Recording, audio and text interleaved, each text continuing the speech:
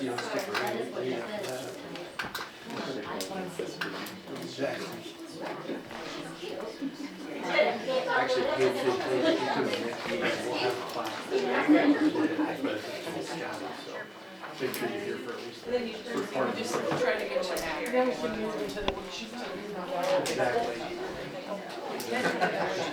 Good evening and welcome to the March meeting of the Cameron R-1 School District Board of Education. I'll call this meeting to order.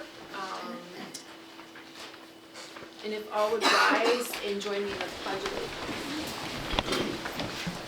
I pledge allegiance to the flag of the United States of America and to the republic for which it stands, one nation, under God, indivisible, with liberty and justice for all. The vision of the Cameron R1 School District is to offer an exceptional educational experience, and the mission of the Cameron R1 School District is to educate and empower our students to reach their full potential. Before you, board members, you have the proposed agenda. Do I have a motion to approve the agenda as presented? So moved. Moved by Mrs. Early, second by Mrs. Peck. All in favor, raise your right hand. Motion passes. Consent agenda, we have approval of past minutes and financial reports.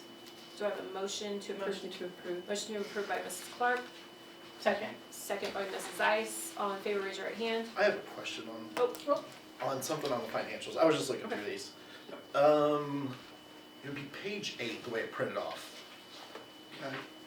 Under the regular financials? Yeah, so in the bills that were paid. So there's UMB Bank lease purchase. Yes. What is that? We have a lease purchase, and I think we did that in either 2020 or 2021. So the lease purchase is how we did all the lighting, windows, HVAC at Parkview and CIS. And a lease purchase is instead of doing a bond where you're paying it out of Fund 4, and you can, if the board has enough money in Fund 1, they can pay for that, do a lease purchase. So we did like I think at the time it was $3.1 or $3.5 million lease purchase so that we could do those improvements to CIS and Parkview. And then we just make a payment to the bank directly. Okay. So Yeah, so that was kind of before, like, yeah. it was before my time on board. Right. You know, And just seeing that number we come usually across. make it twice a year. We do one in the fall and we do one in the spring. We pay interest in one of them, and then we do interest and principal in the other. Okay. So, Thank you for the clarification. no problem. So I had a motion and a second. Any more discussion? All in favor, raise your right hand. Motion passes. Okay. Non-action reports, health insurance update. Actually, we've got a couple on there. Should be the high school ag. Do I have an old one? Yeah. Okay. Yep. High school ag. Dr. Robinson, we have a presentation. They have what? Each group has a presentation I emailed you. Okay.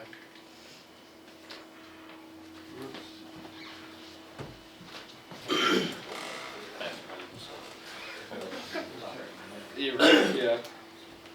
All right. Okay, to begin with, thank you for giving us the opportunity to step in and talk with you and share with you guys firsthand some of the stuff that's been going on. Just a kind of a quick snapshot. This year we're running right at 130 kids, K through 12. Then we're going to have an additional 40 plus each quarter with junior high through 7th grade and 8th grade.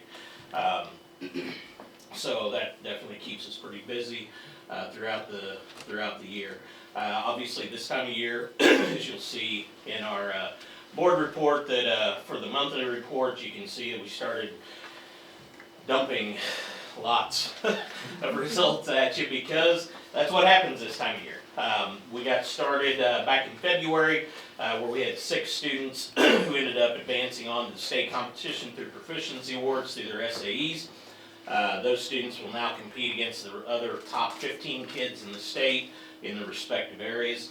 In addition to that, we did finally receive official passing approval of our 7 students that are seniors this year that'll be receiving the Missouri State FFA degree, which those of you who are alumni are familiar with that.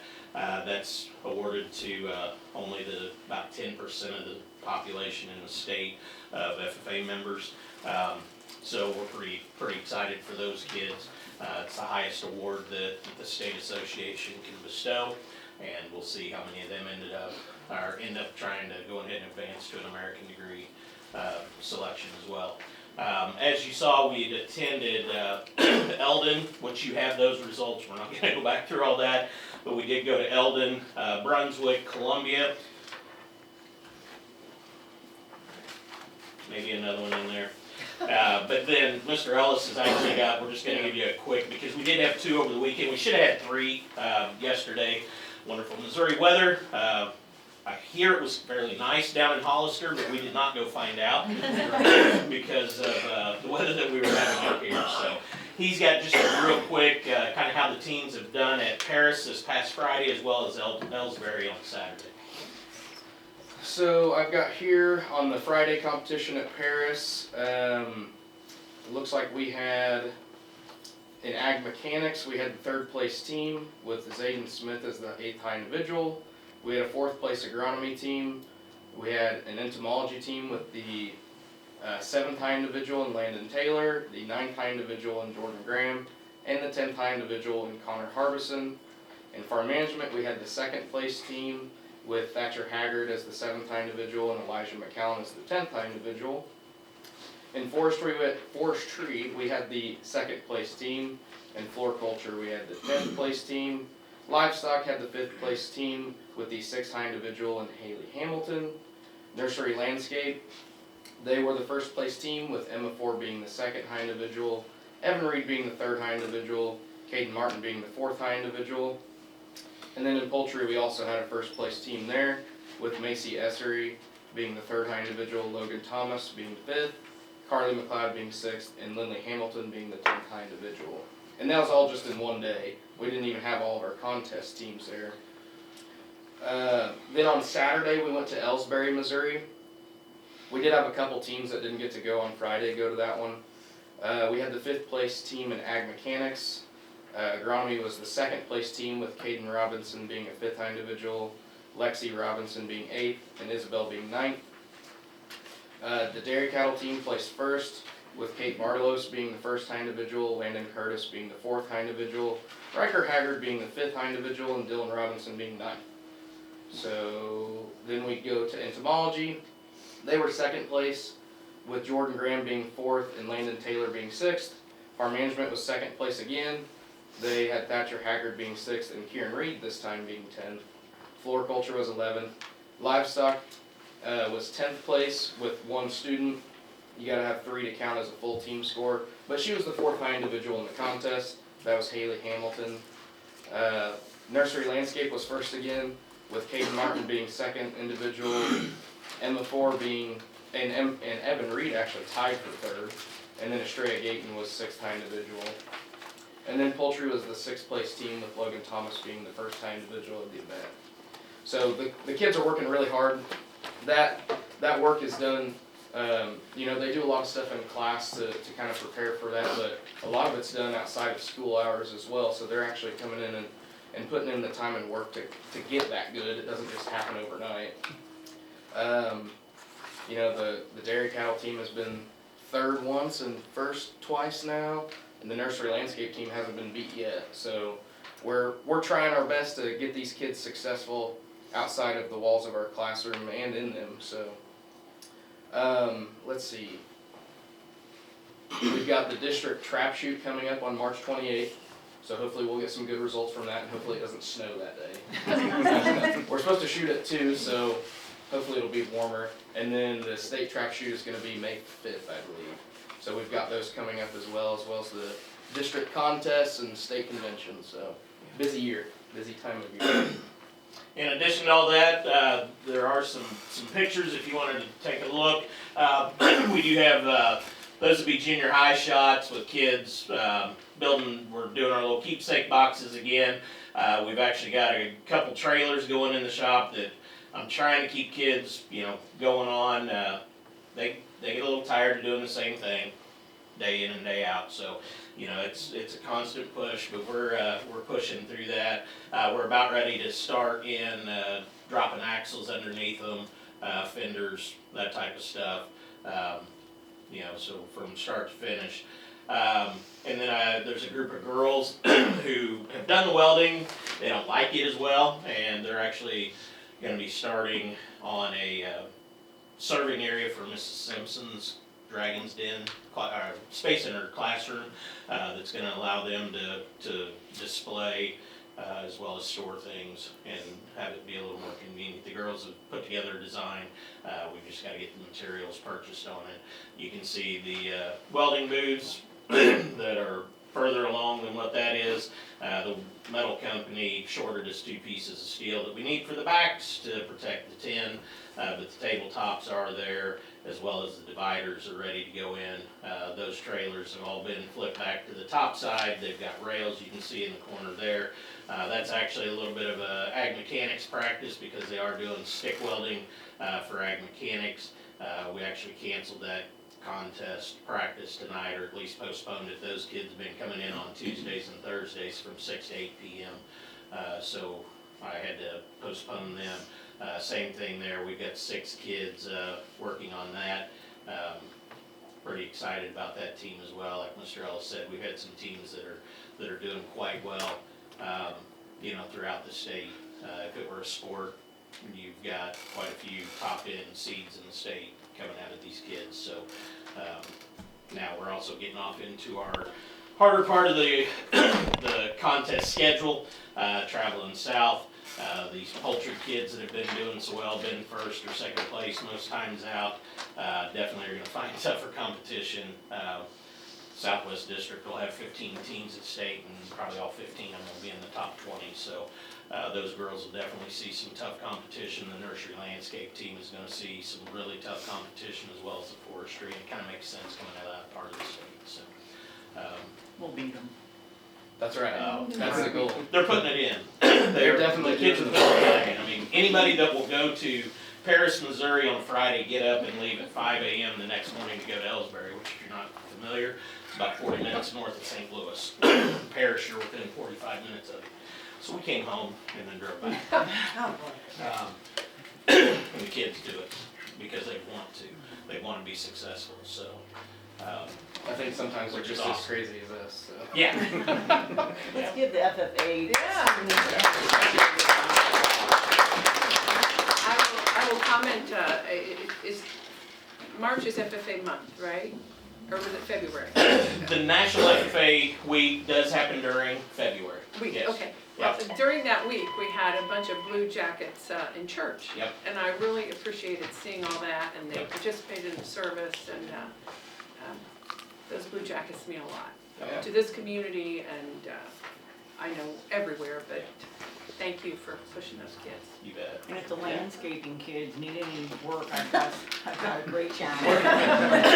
We're actually really excited about some stuff out at the school once we know for sure what all is going to have to be driven through, you know, some of the new exciting stuff that's happened there as well. So I know Mr. Ellis, there's been kids within his classes that have worked on designs and stuff. We've even done a little bit with one of my Ag 2 classes. So, but mainly his, they've got some neat ideas. Just once we know for sure where construction crews are going to be headed, so we don't redo stuff. But thank you guys for doing what you do for us and allowing us to do what we do at the insanity level that you allow us to do. Appreciate all the that. Thank you Yeah. so much. Thanks for the pictures, that gives us a little insight. You bet. And anytime, in the past, we have been focusing a lot on contests within the shop class. We're not doing that this year. So if you're ever out and about at 8 a.m. and want to swing by, you can stop in anytime, just knock on the door. One of these guys will probably see you coming, but we can let you peek in and all that. So they won't tackle you. No, they won't tackle you. So, but we do thank you for everything. Thank you. Thank you. Have a good evening. You bet. Thank you. Sarah, yes, library presentation? No, you can't introduce yourself. Okay, they put mine up CSIP goals. first. Is that okay? Yep, Yeah. we're good, Okay. we're good. So I am Courtney Mans. I am K2 SPED teacher at Parkview. And I'm Megan Law, I'm one of the speech therapists at Parkview. So we have worked in collaboration on some of our career ladder hours to work towards all of our CSIP goals for the district. A lot of them were planned through events that you may have heard of. So I'll start with September. We had a event called Games with Grands, so it brought grandparents to the district to play board games and do puzzles and play outside. It was really hot that day. And do a variety of events. We had over 400 people attend. It was insanity the entire time. We had them spread out really well. We though. did. We utilized a lot of Parkview. Even Dr. Robinson's playing some Connect 4 in that picture. But we really settled in on like getting that culture back in our buildings and seeing faces, and promoting that community that we have here in the district. So that's what we did in September. And we had really good feedback from a lot of the grandparents. We're very thankful that we did that event because I understand it's been a while since we've been able to do that, and they really enjoyed being able to go around and play the games and things like that. So we enjoyed it. Okay, so in January, Courtney and we kind of discussed a need that we have. I don't know if it's just at Parkview or just in general, but just supporting parents at home with kiddos who might need just a little extra help other than your regular parenting. And so we put together a presentation for parents, and we had Mrs. T and Kayla push it out on Parent Square. And basically it just gave some hints and tips to parents on what they could do when they're struggling with behavior at home. And it gave them some visuals that they could use, and we also gave our emails, so if they had questions or wanted us to print them some things that we could do that. We did attempt to have an in-person meeting, but I forgot what was happening that night, but anyway, that wasn't as successful as the grandparents' night, but we were able to push it out through Parent Square, and whoever wanted to look at that was able to do that. And then we did link it there, so if you guys ever do want to look at it, it's all there. February we did Valentine Ventures, and we had families in. It really started with an idea of like creating Valentine's Day boxes, because not every home has all those craft supplies, and how can we like bring people in the winter when there's nothing else to do. So we put together the event, had over 150 people attend. Families made the Valentine's Day boxes, and then they made Valentines for the VA home and another nursing home in town.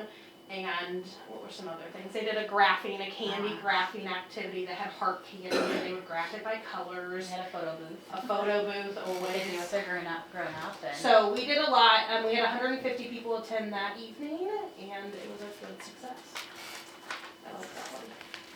So we are preparing for our next event, which we're going to title Spring into Reading. And we are joining the librarian. She's doing her book fair that same evening. So April 1st is when we're planning for it. Courtney and I went to Walmart, and we filled out a little form, and they were able to donate $100 toward the event. So we were able to buy soil and seeds and some other supplies for that night. And so what we are envisioning is as the parents come through, they go to the book fair, or maybe it's grandparents, whatever, the grown-ups, and they're done, they can come outside and plant a little pot of zinnia seeds to take home, and do, they can plant it in their yard or just take it home and see what happens with it. But just again, another community event to get everybody involved, and just, get ready for spring. Yeah, we're all ready, right? So, but yeah, we were super excited that Walmart too was able to give us that $100 because we had asked for other funds for other things, so we were trying to use our resources here in town, so we were happy about that. And that covered the 275 biodegradable pots, all the things we need. Yep. So we were like the whole event. Yep. And I think it's a good number, 250 or 75 students. And then we're almost done. Yep. So we spent a lot of hours tutoring. I'll let you start with who you tutored. Yeah, so I'm just about done with my tutoring hours. I have had 2 different groups. I first started with my Monday, Wednesday group, and they're kiddos who need to work on language skills, and so we did a lot of vocabulary type activities. And then I added a Tuesday, Thursday group, and they were kindergarten students who needed to work on more like phonics and phonemic awareness skills for reading. And so we kind of, Monday, Wednesday I do one thing, Tuesday, Thursday I do another. All together with with all the times that I've met with those different groups, I've had about 42 hours as of today of just student contact through tutoring. And so the kids seem to have fun. It's really nice to be able to just grab them after school. We have a snack and then we get busy and we have fun. So, And mine's been very similar as far as hours, 44 hours as of today. I've had 5 second grade students, all on reading success plans. I do it Monday through Thursday after school with a varying of groups, and they're all working on oral reading fluency. So similar goals, just different levels, and I've really enjoyed it. They've been a fun group, and I think you'll end to the end of April with our tutoring. And then lastly, we spent some hours individually doing some professional development online. And I have focused a lot on the student behaviors and strategies to use within the classroom.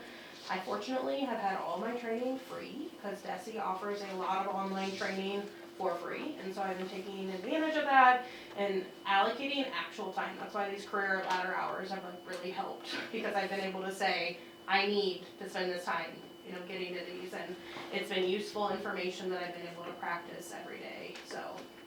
and mine's been a little bit different. My training is mostly focused on speech and language, because that's my area of expertise. And I have an online membership to speechpathology.com, and so I can do all my trainings through either video or reading, that kind of thing. So I've probably done maybe 7 or 8 hours, I would guess, of that. So, yeah. So that's, both of us by the end will have 100 hours each. Yes. Wow. That's a lot of Yeah. hours. Yeah. We've had fun though. It has been, it's been a good variety. I would Yes. say if anybody else needs advice on it, you can't do the same thing. So that's why we have quite the variety of events. So we can change that. So anyway, that's what we've been doing. Grateful for your Thank you. creativity. So Thank you.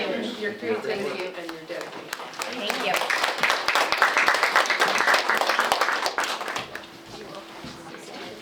Yes. I hit the All right, phone line. thank you. I'm just trying to figure out. CIS library presentation.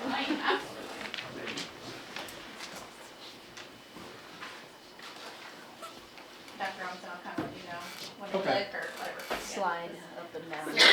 Yeah.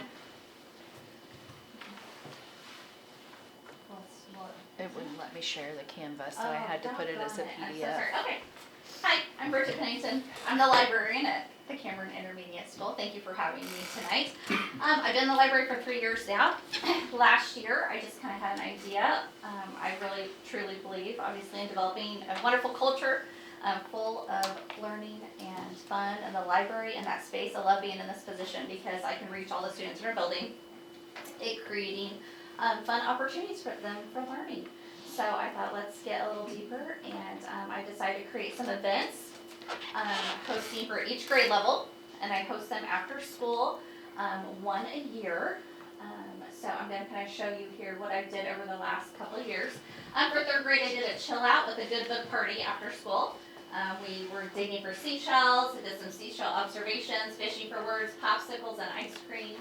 Beach ball word toss, ocean animal research. So I totally do an extreme makeover on the library within 24 hours, and just pull whatever kind of decorations you can click on the next, or slide down to the next one. Whatever kind of decorations I can find. For the students, they do have to stay for school to do this, and I know not all can.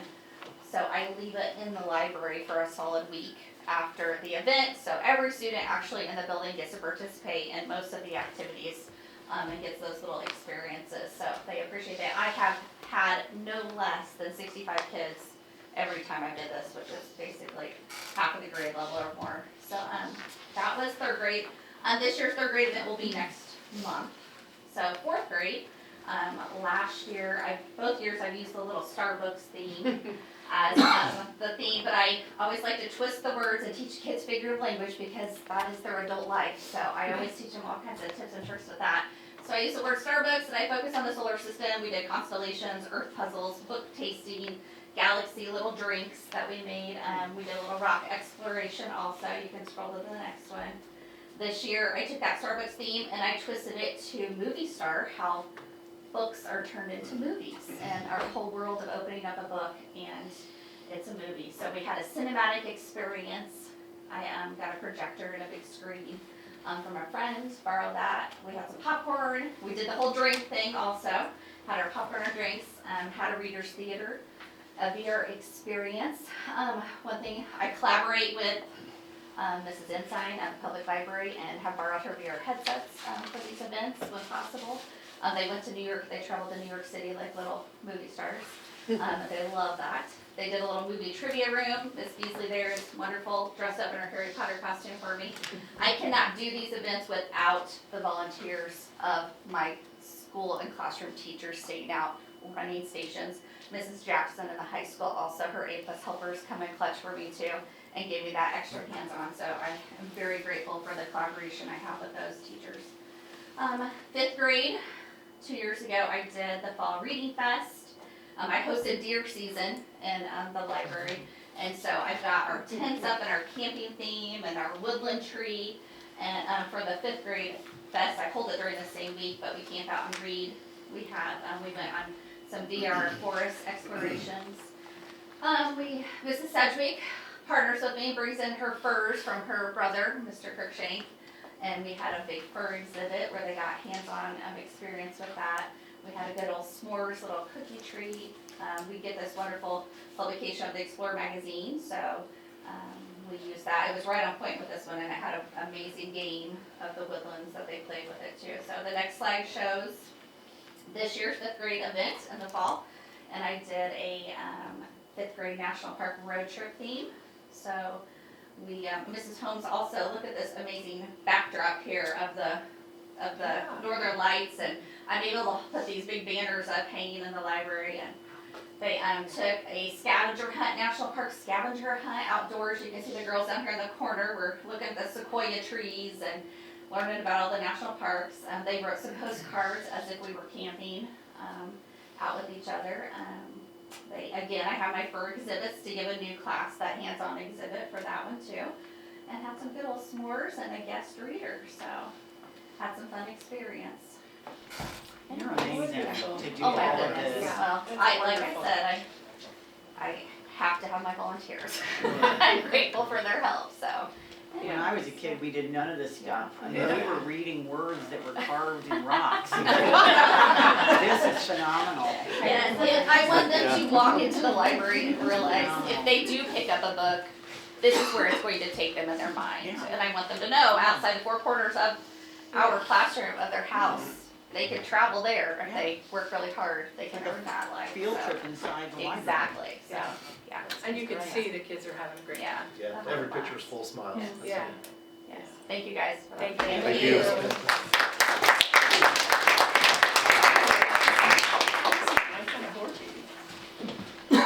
Okay. Now we'll move on to our health insurance update. Yeah, no. Just want to give a couple updates on health insurance and where we're at. Just an update. We'll have rates and everything available for the April board meeting. I signed kind of a record, I guess a record for a broker with a group called Holmes Murphy. They work with quite a few other school districts around our area. They work with Lawson, Liberty, North Kansas City, Blue Valley, Sedalia, Edwardsville on the Kansas side as well, and now Cameron. But as a broker, they can get any of our rates. Before that, I had numerous meetings with Bucati Industries, USI, OSBA, and as you know, MEUHP, with where we've been for the last 2 years, the vote was to go ahead and disband. And so as of June 30th, there'll be no more MEUHP, so that's why we're out looking for another healthcare alternative. And it's not been it's been an okay relationship with MUHP in the sense that, you know, the coverage has been, I think, okay for our staff and stuff like that. But the pool is getting very sick with the 91.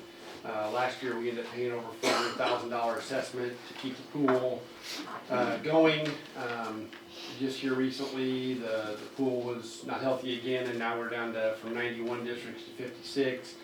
So we ended up paying another $400,000. That's $800,000, almost $850,000 we've paid the last 2 years for that assessment. And then coupled with that, since we just have not been very healthy, when they're looking at you and they're rating you, it's all about loss ratio.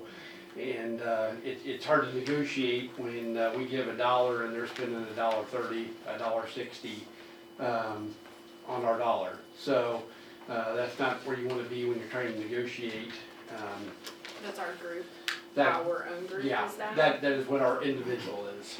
So Cameron's district loss ratio is. 160% in some cases. So, yes.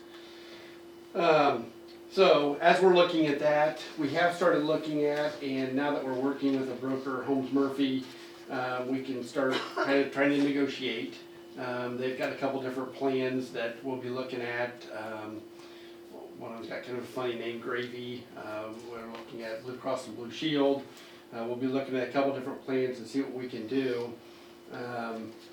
And we're also limited because when it comes to the Affordable Care Act, that was passed probably what, 08, 09, somewhere in there, we can't charge an employee more than our lowest paid employee. We can't charge more than 9.65% of their salary that they have to pay back as insurance. So if, you know, the district's paying it all, it's not a problem, but if we can't pay it all, we can't charge somebody more than 9.65% on that lowest level.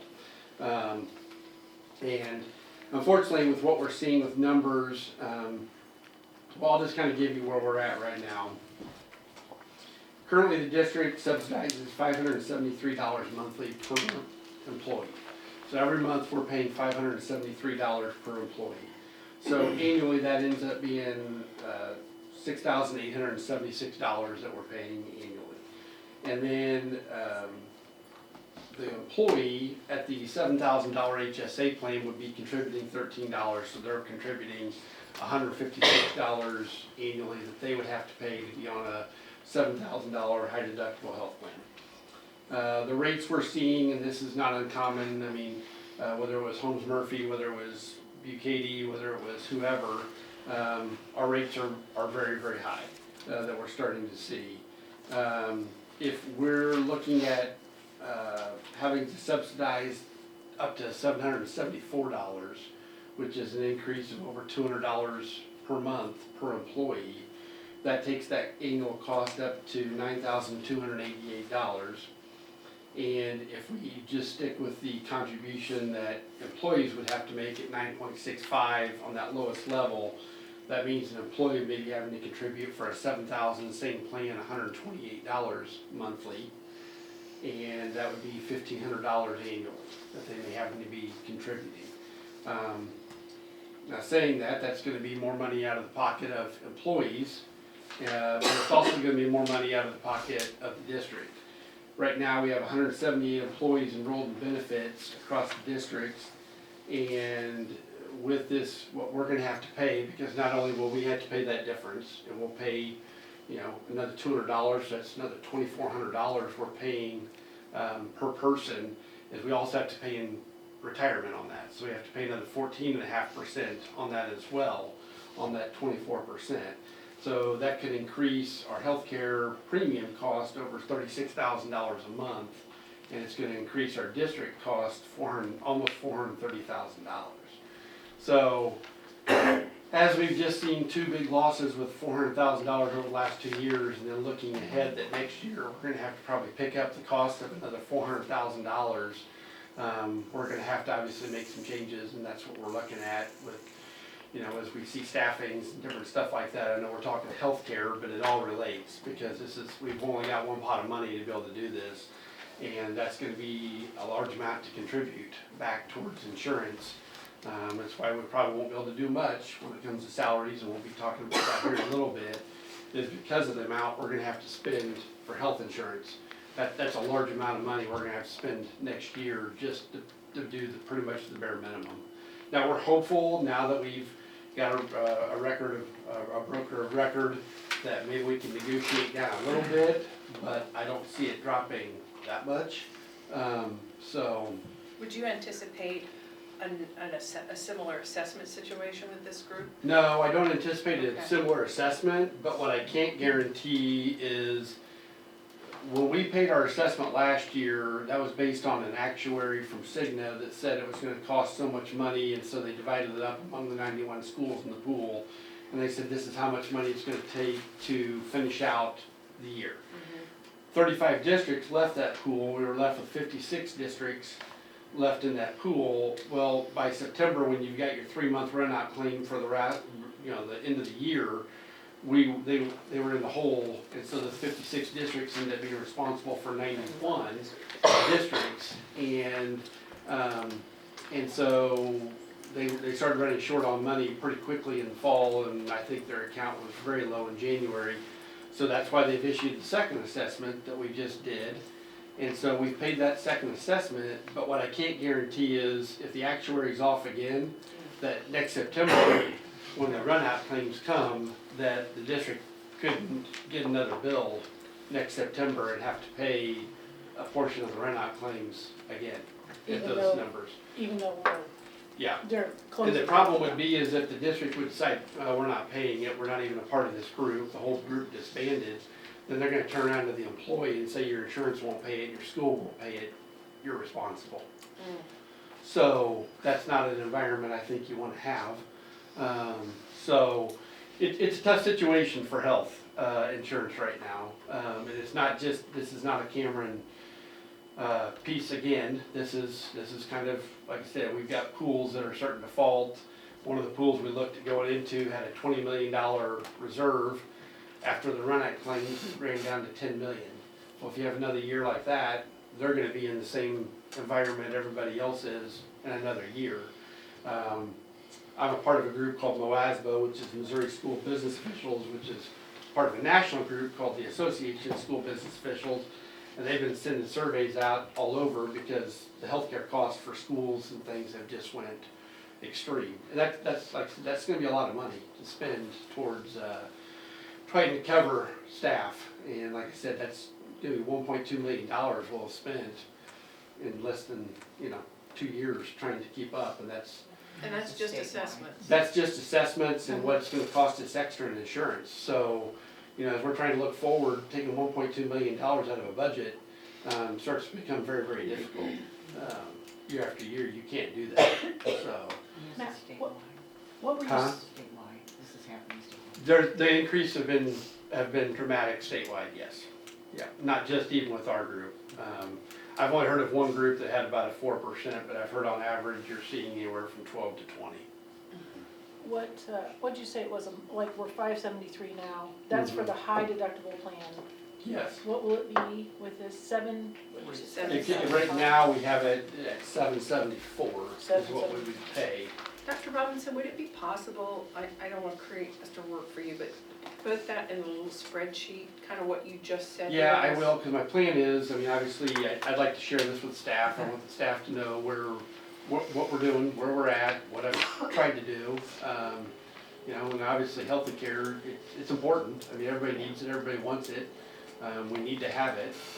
It is a huge benefit, but it's a benefit that's cost us a lot and it's gonna cost us more, so. On the, you mentioned gravy, is that a pool or is that, what is that? Gravy is like Blue Cross and Blue Shield. I just don't know So it's enough. a carrier? It's a carrier. Okay.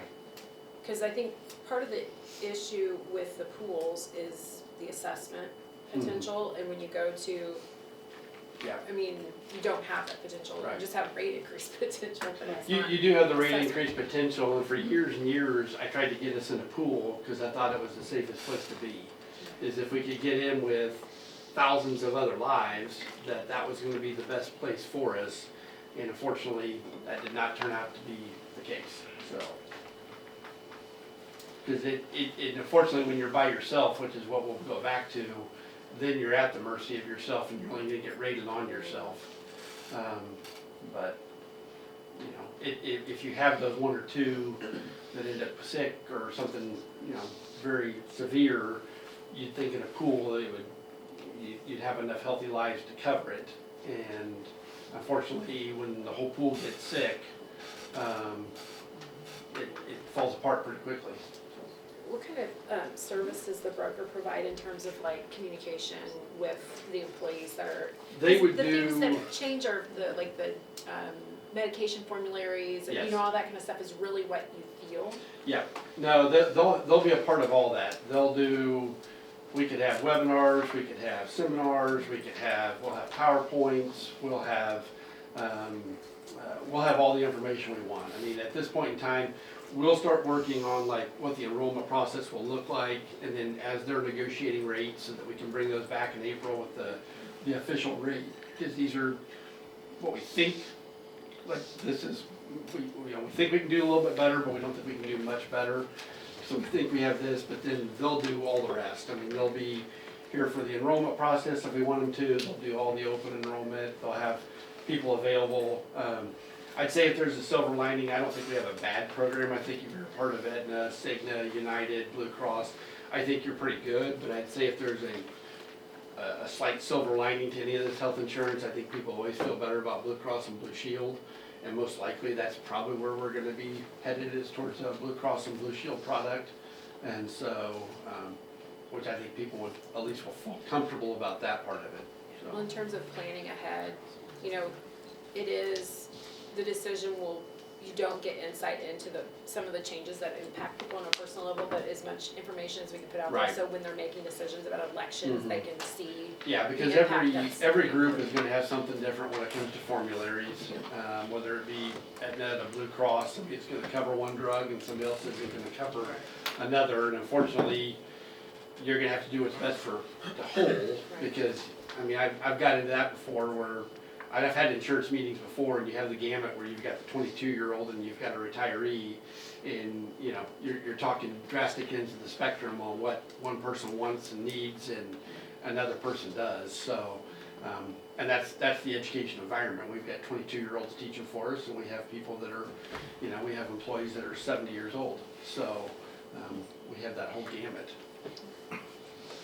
Yeah, anything that you could kind of put in, it's a lot of numbers for a musician. If it's possible to just, Yeah. thank you. I will share what I will share with the staff, and I'll share that with the board, because I like I said, I want to be open and transparent, and I want people to know why we're having to do what we're having to do, and a big portion of it is because of health insurance. And it's not just, and it's across the board, across the nation. Very, very much so, and it's very, having been there before where you get a, you know, even if you get a step, you're getting a slight raise, but then knowing within a month or two you lost your raise because, you know, health insurance went up. You know, it doesn't feel good, and I get it.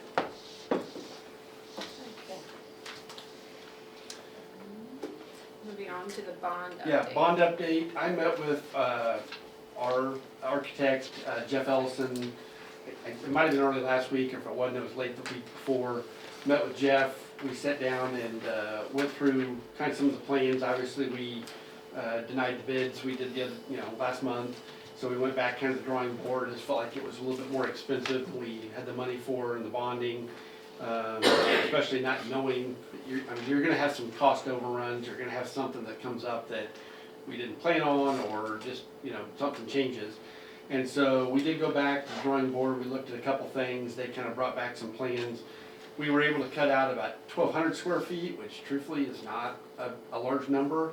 When you think about a 1,200 square foot house, you're not talking a gigantic house by any means. So, you know, but 1,200 square feet takes about $1 million off of that project. Just your square footage is very high when it comes to a construction project of that size, and so 1,200 square foot helps us there. We were able to reduce some of the brick, do a little bit more metal paneling, some things like that. take out some sound paneling, like in the hallways. While, sound paneling is nice, the kids are usually on the hallway, 4 to 5 minutes between classes. So, I mean, it's nice, but that's something you can always come back and add if it's later. We kind of went from a pitch roof to more of a flat style roof, we've got flat style roofs. They're more prone to leaks down the road, but, for as far as the money, the appearance isn't gonna be any worse. I mean, all of our other roofs are, except for the intermediate school, are a flat style roof, so, reduce some of the lockers and stuff like that. But I think we had like 550 lockers, and I don't anticipate we're gonna have 550 kids in high school for a while, so we reduced some of those things. And the next plan will be that we'll have another bid meeting in April. I doubt we're gonna have probably 8 companies probably rebid on it, but we're hoping to have, 3 to 5 that will rebid on it with the new plans. And then I'll bring that back to the board and for those back to April, and then hopefully we'll be doing stuff again in May. Same classrooms, we didn't lose any classrooms, did we? Did not lose any classrooms. We had about 3 classrooms that were probably gonna lose a little bit of space because of where we had to take the 1,200 square foot from. And we pretty much just moved the building west. That was the other thing. If we moved the building a little bit further west, the new addition, I think there was some fear from when the architects started talking to people about some of the bids was the well field. That'll keep us further out of the well field, or at least on the very edge of it.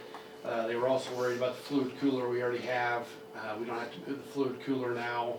And so there was a couple of those things I think we've kind of been able to mitigate so that we don't have some of those other issues that were causing some higher prices on there. So we essentially shrunk some things, but we didn't lose anything. Right. Okay. Yeah, I mean, we did lose 1,200 square foot. I don't want to sugarcoat it. At the same time, I don't think we reduced it, like our class sizes, 3 classes had to get reduced, and that should be it.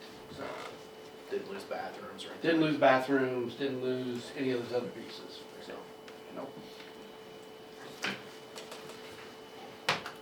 No. And as we kind of are gonna be transitioning, I know in the past I've seen Dan here. Dan was a part of my committee at one time when we did the building. I've seen Ann was a part of the committees. I think I've had other board members, and, I think as we're starting to do that, I think it'd be good to have some board members that are, kind of starting to be a part of that process, because like I said, it's gonna be turning over pretty quickly, and at least, obviously Dr. McClard can't be here for all those meetings, but if we can start having some board members, then we can start having that transition process and be ready to go. So July 1st, it's not brand new for everybody. I totally agree. Yeah, I think that's a really good idea to provide continuity, and also I just think a couple board members, we don't need a committee, we just need some involvement so we can at least nod heads as things are changing and know what's going on. So, Ryan, could I ask you to do that? Yes, I would volunteer Ryan to to do do that. that. Is there anyone else that would like to volunteer to do that? I'd like to volunteer Ann Clark. She did a fantastic job with the last committee. Like, she was on top of them. I mean, not literally, but she was, Jackie is in perfect form. Would you go back to reading some rocks? So, there you go, Andy and Ann. Or, Ryan. Ryan, you're both. You're nominating them. Mrs. Clark, she has asked if you would volunteer. Should I be elected, I would be happy to. All right. And then Stacy will be the sub. We'll just stop at our 2 right now. So, if you could coordinate with Yeah, I will. those As two. soon as I have our next meeting set, I'll make sure you guys have plenty of advance so that we can start, like I said, you guys can see those and kind of start working with Mr. Ellison. In the last couple of building projects, I think we were meeting about twice a month, every couple of weeks we would meet.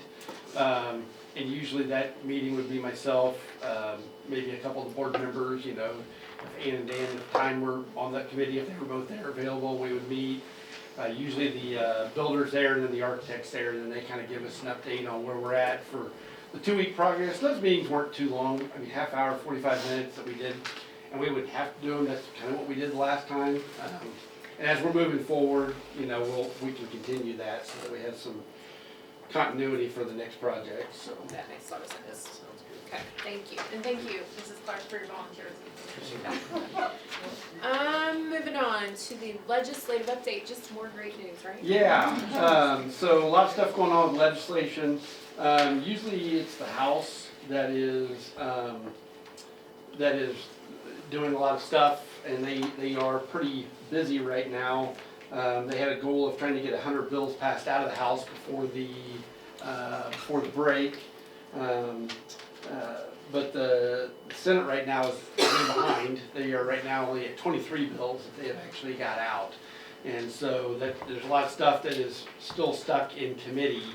And at this point in time, there'll be probably no new bills filed. And so everything that is out there will either be going to committee or will start falling off of the calendars, as they call it. So we'll still see that. I know last Tuesday, Stacy and I were able to go down to Missouri School Boards Association's Advocacy Day down at the Capitol, and I think for overall the message was pretty similar. Whether it was Republican, whether it was Democrat, they had both from the House and Senate come speak to the group, and I think all of them said this year's going to be tough and next year's going to be better. And so they have about $1 billion shortfall that they know of. There's actually a couple that think the billion is a $2 billion shortfall that could happen by next June of 27, June of 2027. So I think they're trying to figure, one, how to do that, and then still try to keep some of the governor's priorities, which the governor obviously has a pretty big priority to, you know, reduce income taxes and get that on the ballot. And they're still talking about property tax reform. And so there's just a lot of stuff going on, and a very, going to be some tough times, like I said. And that's not just Matt Robinson saying that. That's legislators down there, I think every one of them. This year is going to be tough, next year is going to be bad.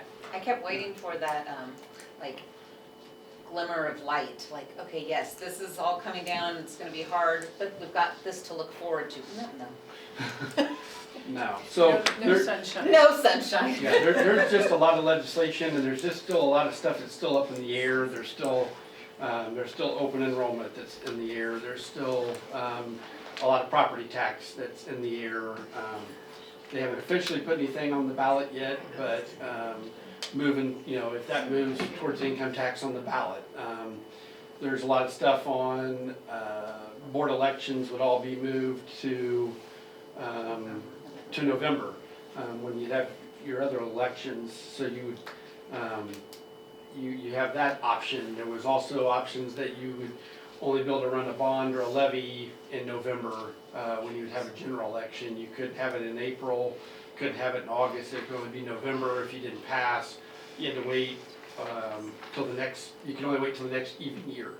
So, and if that's something that would happen, you will most likely see, if that happens in November, I think you're going to see a lot of schools that are going to start putting levies, because not knowing the environment out there, I think you'll see levy increases. And if that's the only time you're going to do it until you next time, which would be 28, then that may happen. You might see a lot of schools jump on that bandwagon. So, and with where our levy's at, and I've said it before, you know, we haven't done a levy increase since 1998, and so, and with all these other things that are uncertain and all these budget things that are just kind of keep popping up, that's definitely something that's going to have to be, you know, on the forethought of thinking about, you know, if, when we have, would you have to do something? There's a point of no return, and we're getting pretty close to it. So. I know we are the Cameron School Board, but how do you see this affecting the smaller schools schools around us, Winston, Osborne, you know. It's gonna be very difficult on all school districts. I mean, they're already changing the formula. It's gonna reflect, some of these districts have been getting money based on their 2005 enrollment. And so, you know, if they've lost enrollment, I mean, I know the previous district I was at, they'd lose over $500,000 a year. I know when I left, they only had $500,000 in the bank. You know, that's not, you know, that's a small district. I mean, that, you know, comparable, no, it's not comparable like in North Kansas City where they'd have millions and they'd be worried, but, yeah, you're gonna put a lot of stress on a lot of districts. Are they gonna be forced to consolidate, you think? Yeah. I think you're gonna have to look at some, I mean, I think you're gonna, I don't know if that's the goal, but I definitely think it's gonna start putting a lot of stress on Unintended districts. consequences. Yeah. Yeah, you're just not gonna have the ability to be able to continue to service that. I mean, you have to pay the light bill. Yes. You have to pay the salaries, you have to pay the insurance bill. Yeah. And when your revenues are Or dried uncertain up. or dried up, the bills don't stop. No, I mean, that's the thing, our revenues have started to just stagnate, but our expenditures are still going up at an alarming rate. Whether that's, you know, utilities, whether that's food, whether that's transportation, whether that's, you know, now we're gonna start seeing it with gas. You know, now we're seeing all of those different things, and so, yeah. It's not a good formula, and, you know, anybody that has a house or whatever, you don't wanna see your expenditure goes faster than your revenues. Makes for a tough situation. Well, thank you too for going to Jefferson City and, you know, continue to engage. I encourage everybody. Personal contacts are what make a difference with our legislators here. And, you know, one of the things on a Missouri MSBA webinar recently on this was there are so many bills going around that are not directly related to schools, but they impact school finance. But they don't take the fiscal notes and add them together and say this is the total impact on schools. And so you get one fiscal note and it looks like, oh, that's not that bad, but you put them all together and it's really impactful. Mm-hmm. So, you know, we need to use our voices to point out, you know, concerns, and regardless of where you fall, be involved. So just encourage everyone to you know, be informed and be involved. All right, last one, and I'll shut up for a while.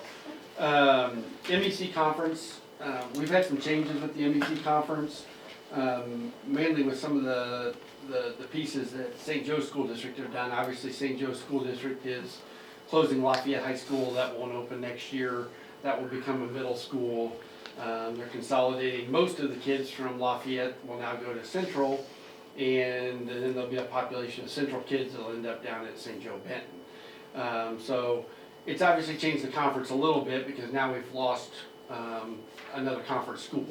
In fact, you know, as of this morning, we're still short one of our football games. It was supposed to be our homecoming against Lafayette, and so we've had to move the homecoming game. We're short one game.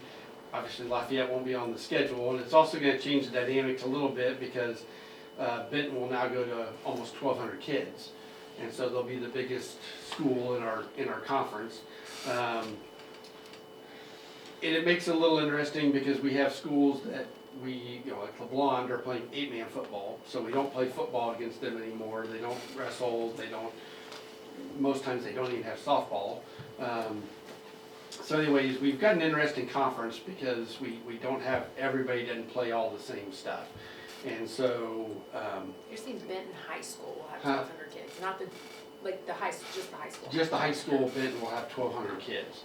I think the plan is to keep Central with the Suburban, but they would like to keep Benton with the Midland Empire Conference. I think some people are worried about trying to find games. I know we're already, like I said, we're having to do a lot of non-conference. There was another conference that they have looked at. I'll be honest, I'm not in 100% favor. And it would be kind of joining the MEC conference with, I'm not even sure what the conference is called, but the schools would be Kirksville, Marshall, Moberly, and Mexico. Now, I don't have such a problem with taking a team to maybe a Moberly on a Friday night where I don't have school on Saturday, but running the volleyball team down to Mexico, 2.5 hours away on a Tuesday night, and then coming back is not something I'm in favor of.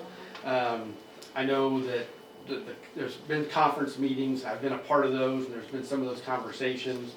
I'd probably be more apt if we had a split conference, and we just kind of played a home and away with all the schools on our side, like, you know, Maryville twice and Savannah twice and all of those in some of our conference sports, but I don't think people are interested in doing some of that. So I just wanted to let you know where kind of the Midland Empire Conference is kind of at and falling, because we don't really have a lot of other options. You know, it might be time to look at going back to the old KCI. I was gonna ask, is that what, like Lawson and? Yes, you know, Hamilton. and probably in the majority of sports, obviously besides football, we probably play most of those sports or most of those schools in about every sport. So. Or that may be- size-wise, is our school bigger than most of those? We are gonna be, we would be the biggest fish in that pond. Would they have us? I don't know. At one time, they had a limit on, they pretty much take their, we looked at it just when we weren't for sure the uncertainty, when we were looking with St. Pius and all the stuff we already had going on with our conference. Matt Wink and I looked at it, and effectively, they take their enrollments, and they didn't want anybody bigger than 1.5 times their average enrollment, which we would still be. And so, but at the same time, we already play them in almost every sport, whether it be volleyball, baseball, softball, basketball. We're playing all these schools already, so the only sport we haven't played them in is football. And so there could be some changes. Just kind of wanted to inform you guys where we're at with some of the conference stuff, and just kind of with where St. Joe's at. And like I said, 1,200 kids. It's going to be a lot of kids when we're barely pushing 450 kids at our high school. That's 3 times our size. I would just echo your concern with Kirksville, Marshall, Moberly, Mexico, because not only is that, I mean, that would not be good on the kids, especially to be tired all the time because they've been out late night, but that would also be difficult for parents to get, I mean, away Parents and and our drive. our And transportation costs and yeah, gas is everything. going up, that just doesn't sound like a great I don't know that that's an option that I'm really Yeah. interested in. Again, like I said, I wouldn't worry so much about a Friday. And I mean, a couple years ago, we were playing Macon on Tuesday night before Thanksgiving, but I didn't have to worry about school on Wednesday, you know, and that was one trip that we took that far. I wouldn't say that far, but, you know, further. That didn't bother me when we have to do one, but if you're having to do that on a consistent basis, I think that'd be really, really tough. So, Could we start the talks with the KCI? I think we're We could going be to the first probably one try to making the reach. talk instead of somebody else in the Yeah, I NSC think we trying will. to get there before we do. Yeah, I think ahead we'll of something probably that's have happening. those conversations again, Yeah, so. I mean, I think that that's something that we should really get ahead of. that way. Negotiate those TV rights for us. TV, right, yeah. Uh-huh. Yeah, work on the NIL for it. I know when we were trying to fill some games this year, we picked up Winnetonka. Is that something that we're looking into again next year? No, I don't think so. Thank you. Yeah, I mean, I think the football schedule is set for next year, but I think we lost Oak Grove and Warrensburg, but we picked up Lawson and Odessa. And I don't remember, and then I think the game with Winnetonka, Excelsior Springs is joining the conference next year, and I think that may have taken that spot, Okay. I think. I mean, if we So- picked up Lawson, then maybe that's something that can help us move Mhm. directionally towards the KCI conference also. I mean, So, if, maybe that could be the opening in the door for us. anyways, just wanted to let you know where we're at. Okay. All right, moving on to administrative reports, special services. Oh, yeah. My Sorry. spreadsheet's As I get up and talk. We'll get the thing down over there. Thank you. Thank you. So really the celebration I wanted to share is that we had multiple above and beyond the Call of Duty winners for our staff celebrations. So we had, actually Diane Pittman was the Teacher of the Year at CVMS, and then we had Donna Covey and Miranda McCullough that were at Parkview and CIS, and then Eddie Mazingo at CVMS, and who's actually the district winner. So kudos to our staff members. Obviously teachers have their own category, but the support staff, the ADC, they go into custodians, cooks, secretaries, all of the support staff. So I think it's great when our special education pairs get recognized for that, because without them, we would not function. And I think both of those ladies would have told you the same thing if they were here. So. The only other things I kind of wanted to bring up is that we have wiffle ball coming up soon, April 9th. So we're hosting that. Other teams are coming. So we'll be working on that, and then that same night, we are doing the autism awareness night for the baseball game. So students will come out for the first pitch, hold the flag, and get to be part of the game. So we're excited for that. That's quickly approaching. It seems like spring, everything hits all at once. So those are the big celebrations. Everything else is kind of in there. And then one little quick fix on my board report. I put that there's no new information on the SPED tier monitoring. We just got reports and they want so many files, complete return of files. So I think there's 5 kids if they want those on. And so I'll upload those by April 1st and get going on that. So, and then only updates. Thank you. Yes, thank you for joining us. Thank you. Garfield.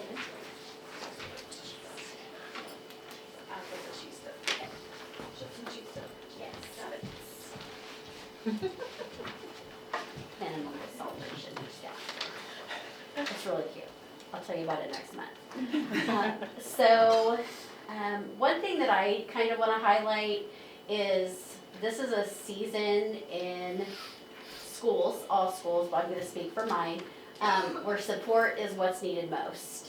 And so we are trying to be very, very intentional about offering support to our staff during March Madness. It is a busy time of year. There's a lot of transition for our kids.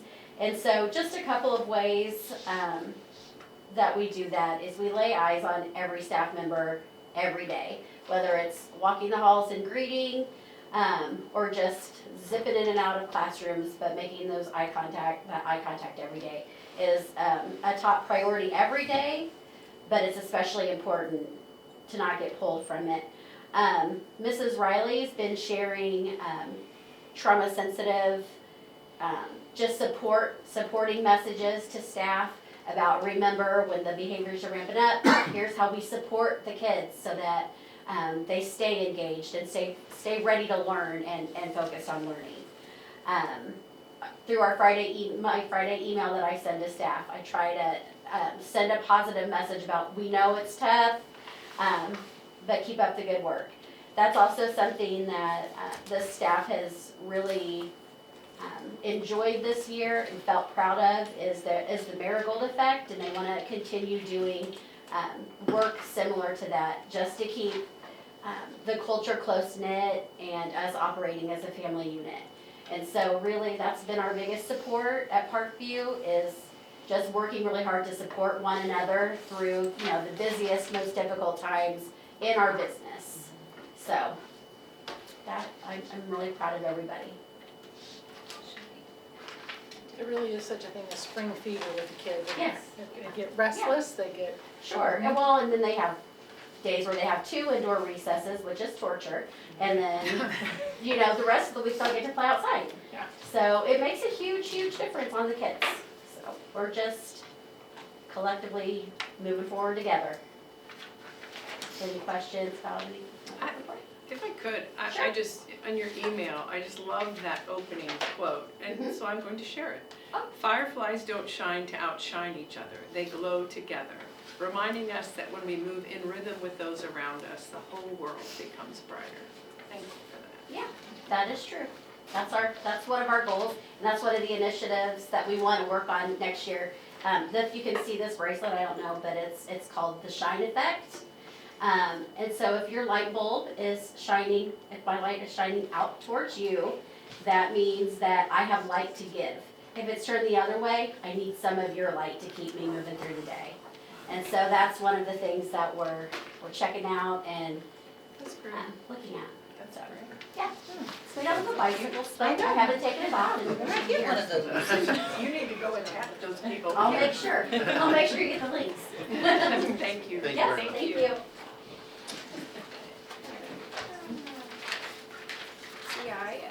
Yeah, I first would like to congratulate all of the district Teacher of the Year and ABC nominees.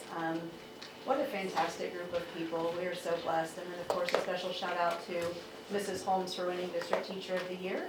She was very gracious when she received that. And then, like Mrs. Crawford said, my very own Miranda McCullough, that is a third grade para, does a phenomenal job as well. So a lot of great things to celebrate. I just want to give a highlight. We had our spring title event, pre-K 5, March 12th. So last week it was at CIS and it was the pie event. And there were about 150 people kind of in and around and through. Book fair was going on that night. There were several events they could do with pies. Could have been pizza pie or regular pie, sorting letters, making words, all kinds of different things. Mrs. Burnett and her crew did a great job with that, so we were happy to see as many people there. Tomorrow is our third quarter reading reward that we set an event or a goal each quarter, and the third quarter goal was based around soccer and reading. And if you're ever at CIS, there's a whole bunch of soccer balls on Mrs. Pennington's bulletin board that indicate the number of books that were read. The child is able to put theirs out there after they read a book.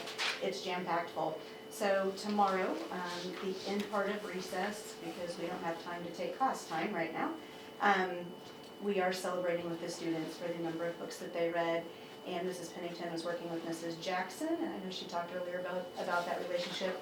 We have 9 students that are A+ students that are also soccer players that are going to come and help pass out the popcorn and have recess with the kids and celebrate. So we're really enjoying getting the high school students in with our CIS students.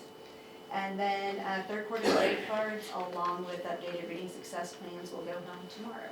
So one more quarter done.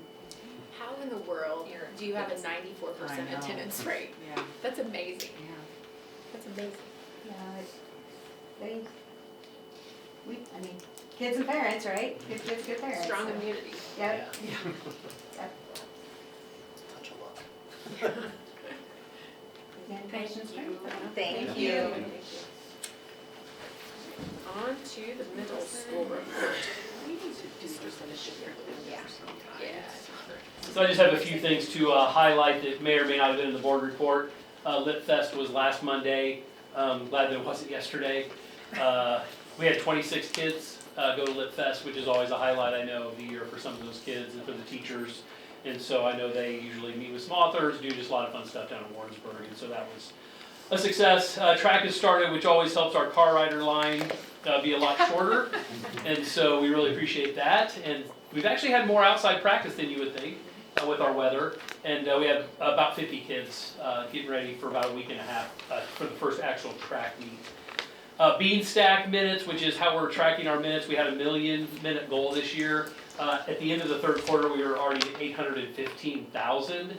And so assuming we continue in that same trend we've been on all year, we'll hit that $1 million, or that $1 million. That'd be nice. We got $1 for every minute we read a beat. That's all we do. But the 1 million minute mark, we're likely going to get to the 1 million minute mark in our bean stack, which we came up just a little short last year. So we're excited about that. Perfect attendance for the month of February. We did have about 80 kids do that. And so one of the big things that I wanted to highlight today that I do think went out publicly, but we had a group of students go to the National History Day competition to see if they might qualify to go to state. And we had, I'm just going to read through the kiddos who placed and will be advancing to state, which, unless it's changed since my kids were in school, I believe it's at Mizzou.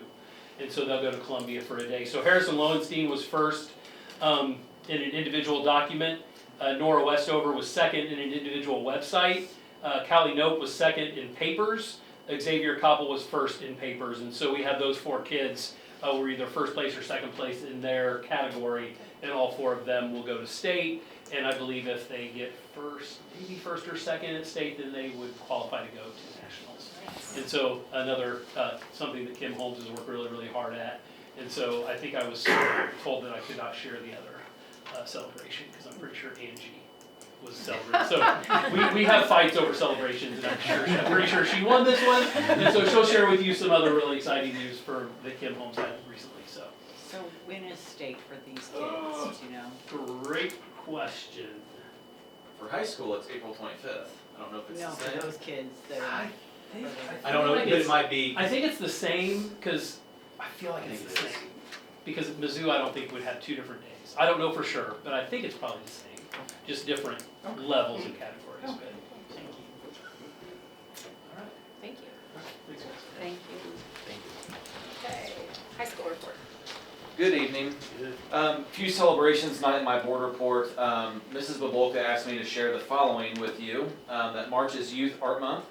It's a celebration of K-12 art education. Cameron High School is celebrating with artwork on display at the Capitol, Cameron Library, the YMCA, Central Office, and the PAC and Albrecht Kemper Museum. Mrs. Babolka just thanks you and everyone for their continued support for the art education here at Cameron R1. And then a couple other celebrations along with that one that she submitted to me. We had the NEC Fine Arts Festival that last Saturday in February. Adelaide Eckert, Sam Welch, Victoria Pauley, Peyton Fayville, Max Crowley, and Annie Ham earned Cameron 8 Artistic Excellence ribbons. Jordan Reffett, Dylan Robinson, and Knox Martin earned 3. And then this is the 3rd year in a row where Cameron's art department has come out on top at the NEC Fine Arts Festival. So not that we're ultra competitive or anything, but we like to win. So kudos to those kids. And then Victoria Pauley also won 1st place in print marketing at the Albrecht Kemper Museum of Art. So congratulations to her. And Mrs. Babolka stated that 30 surrounding schools also participated in that. So that's a big deal to come out on that. To kind of piggyback what Mr. Fisher said, we had a group of students as well participate at Northwest in the National History Day. 4 coming away with individual medals and then competing at state on April 25th. Alexander Vineyard placed 1st with an individual documentary. Ella Lowenstein placed 1st with a paper. And then Cash O'Connor and Achilles Gross together placed 2nd in their group documentary. So kudos to those kids. That will be at Mizzou as well. And then hot off the press today from Ms. Castleman, their state leadership conference was finishing up today. We had students participate both star events that competed at the state level, and now they are going to on to nationals in Washington D.C. in July. So Shelby Worth and Ella Lowenstein, 1st place national programs in Action Level 3, excuse me. Trinity Clevenger, Career Investigation Level 2, 3rd place.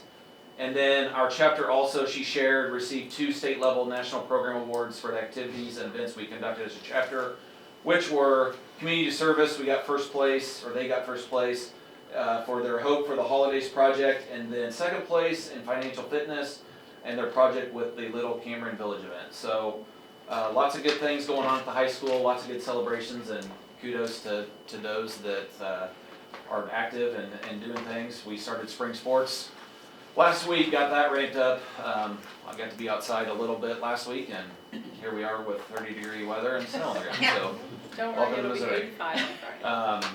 So yeah, NWA testing going on. We're finishing that up this week, and we'll be ramping up for EOC testing before we know it. And DECA students leave Sunday for Yes. state Yep. DECA. Yep. So there is lots going on. And 2 months left. Yeah, and we had a snow day yesterday, Yep. and it's only Tuesday and you look exhausted. And I mean that in the best way possible, but take tomorrow off if you want.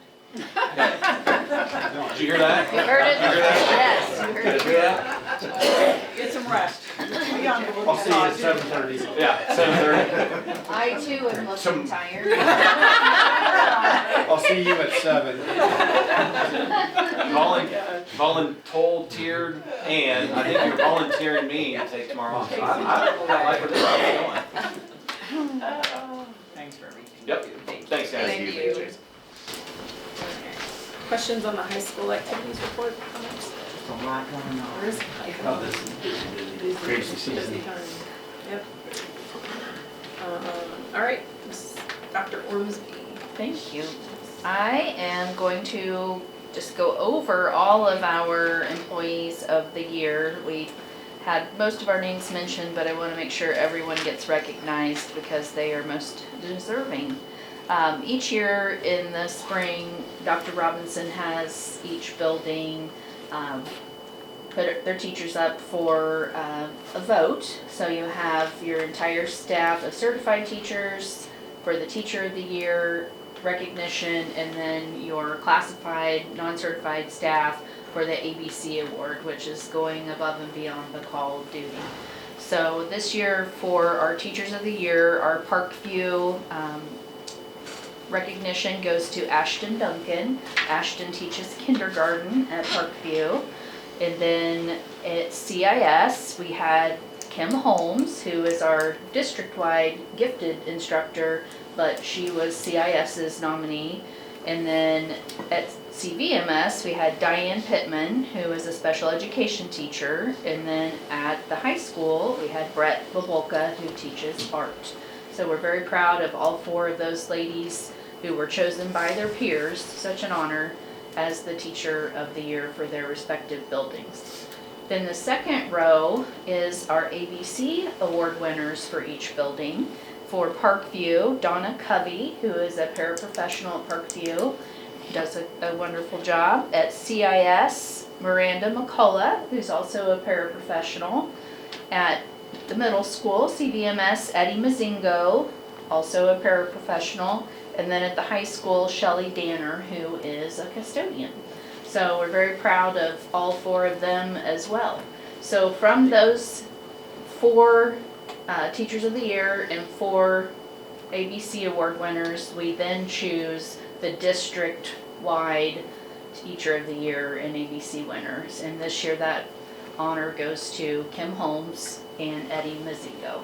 So we were very proud to present that to both of them, and I think the staff did a wonderful job of selecting people who are very dedicated and doing great things for our students. We're blessed to have lots of people who could have fit that bill. They were very happy to be selected. So then Mrs. Holmes, as I told them, because they like to steal my thunder and talk about everything and leave me nothing, I am the gifted liaison for the district, for the state. So I was like, I get this. You can't share this. This one's mine. So for my growth mindset, Kim, our district teacher of the year, she notified me last week that she had been chosen for Casey's Cash for Classrooms grants that she had applied for $8,000, which is significant in the educational grant world. And she was so excited. She'd been looking and applying for lots of different grants just to increase the opportunities for her students who are in that program.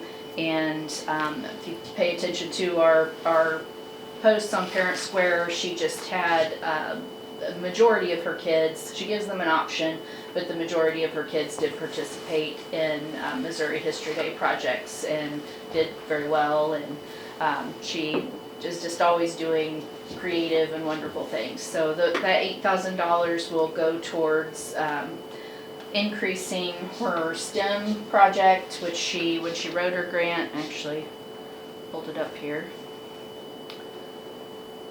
It's called Zenith Maker Lab Expansion. She's connecting students, STEM, and the community. So she's just going to increase the projects that she's doing and including the community in those efforts. So I'm really excited to see what Kim does with $8,000 because I know it'll be very impactful. I'm very proud of her. She's definitely found her niche. She's excelling.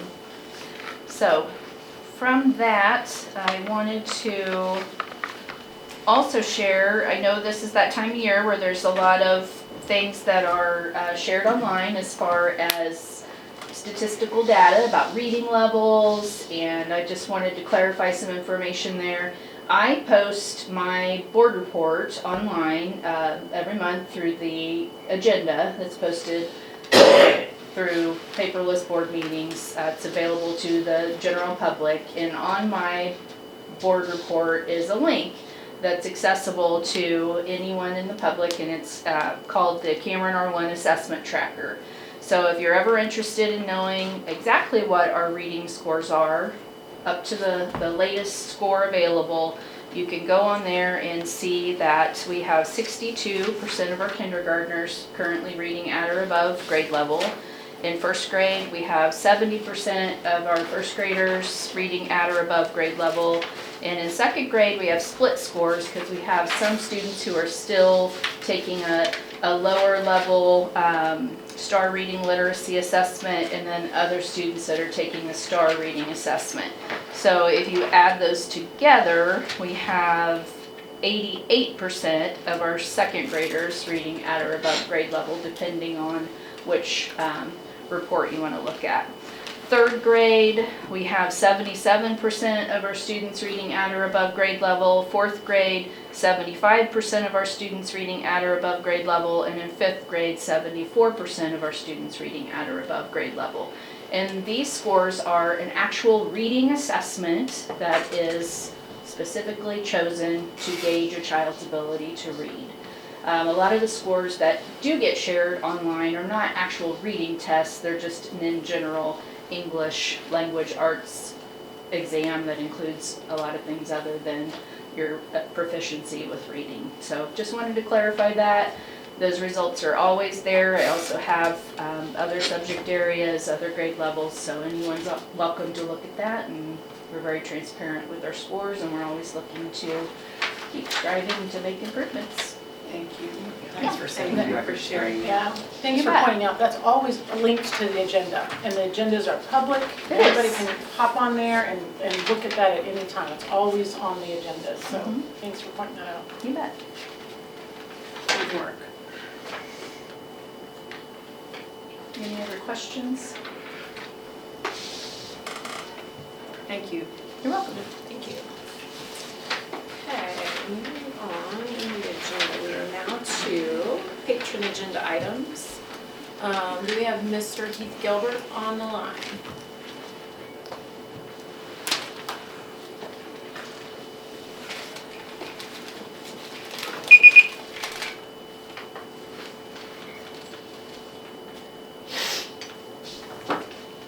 Mr. Gilbert, I need you to unmute.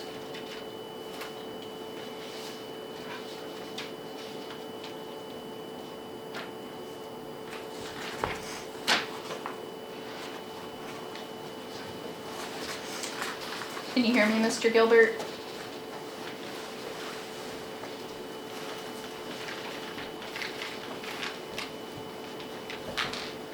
Can you hear me now? Yes. I thought you were gonna call me. Like we did last time. Okay. Can everybody hear me? Yes. Yes. We can't hear you. Because I can't hear the majority of what's going on at the board meeting. The microphone on whatever you're using is horrible. If anybody speaks over one another, it is muffled, it is difficult to hear. If somebody's not looking at wherever that microphone is, I can't hear what's going on. I'm missing a bunch of the meeting. Month after month, I make the same complaint. I cannot hear it. And this is why I should be in the room. If you're not gonna let me hear the meeting, I should be there. This is garbage. I have other people that are logged in that have verified that they can hear us clearly. Your time is about ready to start, Mr. Gilbert. All right, Mr. Gilbert, I'll let you know when there's a minute left. And you are here to speak with us about exit interviews.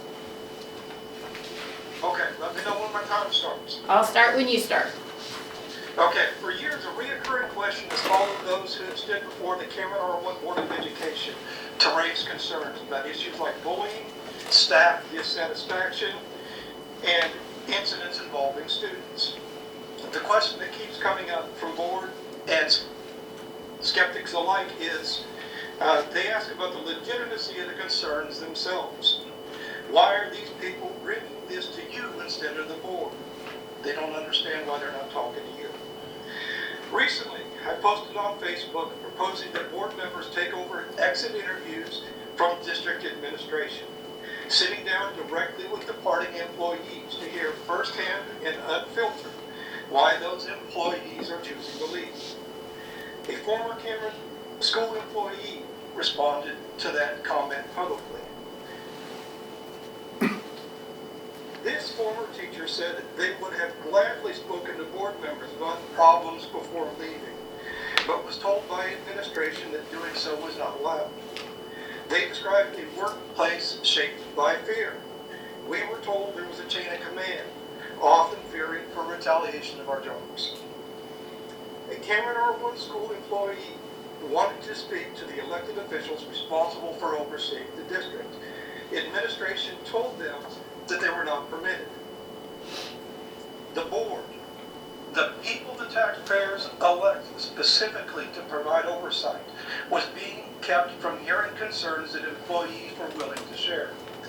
It gets worse. After leaving, this former teacher learned that a friend still employed in the district was told by an administrator they could not be friends with or communicate with them, even on social media, because they had been a parent in the district. An administrator instructing a current employee to sever contact with a private citizen is not a chain of command policy. That is control. This is not an isolated account. Numerous former employees and concerned parents have described the same pattern privately. Concerns brought to administrators went nowhere. They fear retaliation and had no confidence anything would change. This is coming from parents who got tired of the fight and they finally just left the district. That was the easier answer. If people are coming to the community members instead of the board, it is worth asking whether they were ever given a real path to the board in the first place. Board conducted exit interviews would not solve everything, but they would give departing employees a direct line to people with actual authority to act, without anyone standing between them.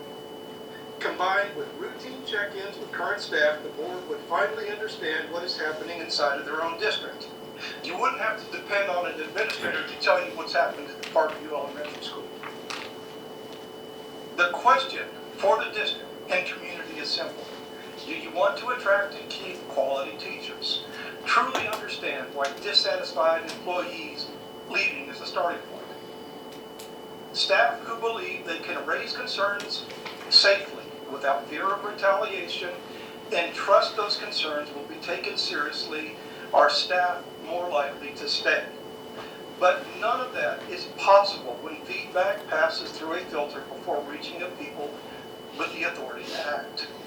Removing that filter is not a radical idea. It is a minimum required to have an honest conversation about why people are leaving. Will you guys consider setting up something to do the exit interviews for the employees that are leaving? 1 minute. The discussion that went 1 on quite minute. a bit. You have 1 minute, Mr. Gilbert. The discussion that was going on later on included people that retired from the district. They said they were never given an exit interview. They weren't given the opportunity to talk about issues that they had had or to offer ideas to help those that were staying behind. Why are there not exit interviews being done? Multiple former staff members all said the same thing. There are no exit interviews. Isn't that a standard practice? Shouldn't it be a standard practice? You like to blame me as the problem that the district has. I don't think that's accurate. You don't know because nobody's talking to people. Everybody's making assumptions and pointing fingers. If the board was doing the interviews, we wouldn't have to worry about a filter from an administrator. Administrators, if the complaint is about them, are they really going to tell you it's inappropriate? It would be against their best self-interest. Mr. Gilbert, your time is up. Thank you.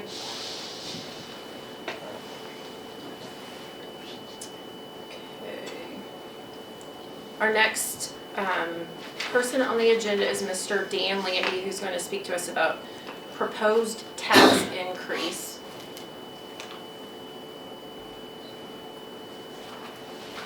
Mr. Landy, can you unmute yourself, please?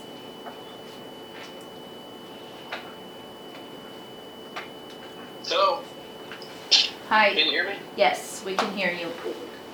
Can hear you? Okay. Mr. Landy, Excellent. you have 5 minutes, and I will let you know when you have 1 minute left, okay? Okay, hey, before you start the timer, I too am having a hard time hearing. The audio's cutting in and out, and I think it's because there's too many voices at one time, and it's drowning out the microphone. So, in case this band business continues for a while, we might ought to get that looked at. I'll start the timer when you're ready to talk about your tax increase. Okay, I'm ready. Okay. Okay, yeah, tonight, let's talk about the tax levy, proposed tax levy increase. First, I'd like to pray in the name of the Father, and of the Son, and of the Holy Spirit, amen. Hail Mary, full of grace, the Lord is with thee. blessed art thou among women, and blessed is the fruit of thy womb, Jesus. Holy Mary, Mother of God, pray for us sinners, now and at the hour of our death. Amen. In the name of the Father, and of the Son, and of the Holy Spirit. Amen. Okay, proposed tax levy increase. I've got 4 points to make tonight.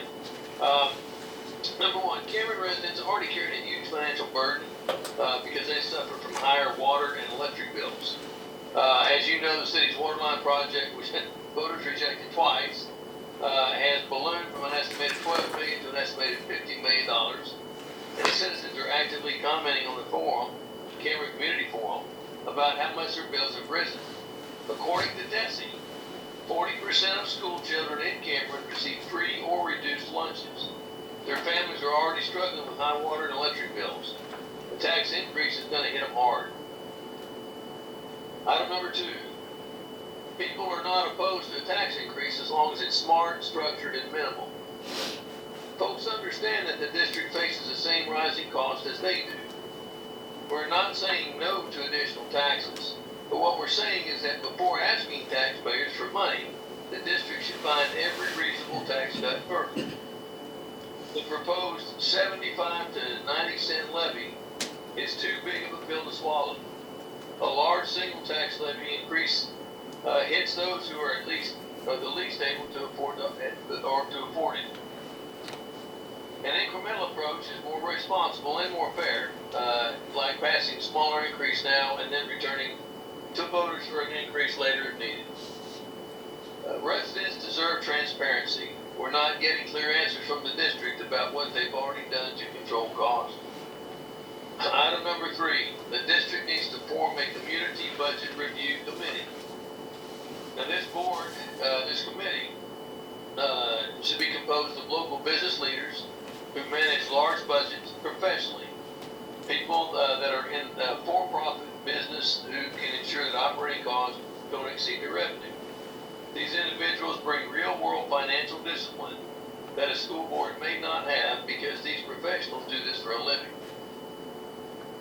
It's also important to note that this committee that I'm proposing is not about cutting teacher or staff salaries. The cuts are to come from non-personal expenditures, contracts, and operating expenses. We recognize, of course, that the personnel are the backbone of the district.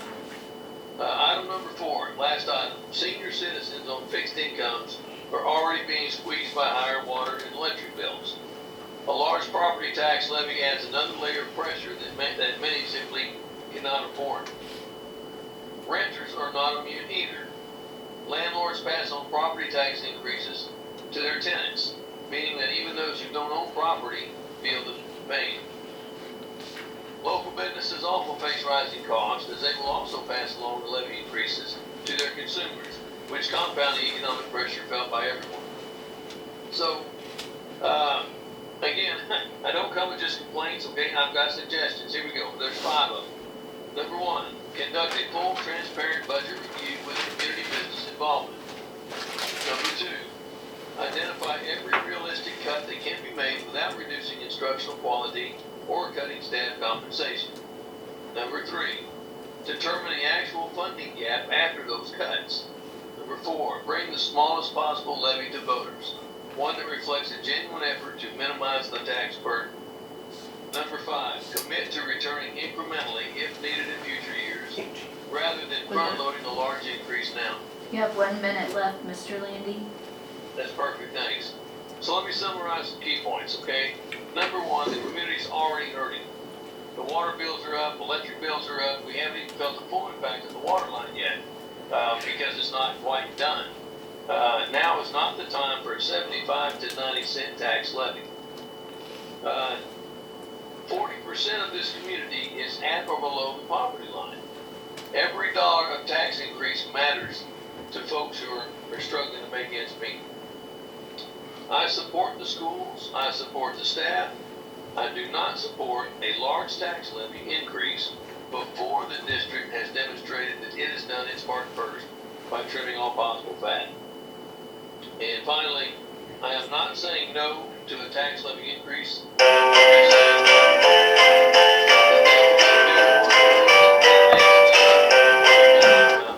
Mr. Landy, your time is up. Yes, do you have any questions? Do not. Thank you.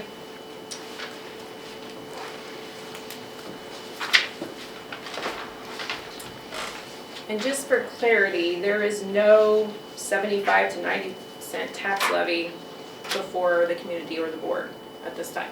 So, all right, moving on. MOSIP board proxy assignment. Yes, I put it inside. MOSIP is one of our groups that we use kind of as an investment between our funds from DESE back to the school. They've got a board of directors. All they're asking for is a proxy vote for us to go ahead and say that there's only one person on there, and we just have to approve that we're okay with Charles Quinn remaining a board member on their directors. Move to approve. Okay. Second. Motion by Mrs. Clark, second by Mrs. Early. Discussion. All in favor, raise your hand. Okay, motion passes. Certified salary schedule. Yes, you have a copy of our, well, it says 2026-27. We have 2 salary schedules in there. One is certified salary schedule for teachers. The other one is for counselors. What I'm asking for is a vote.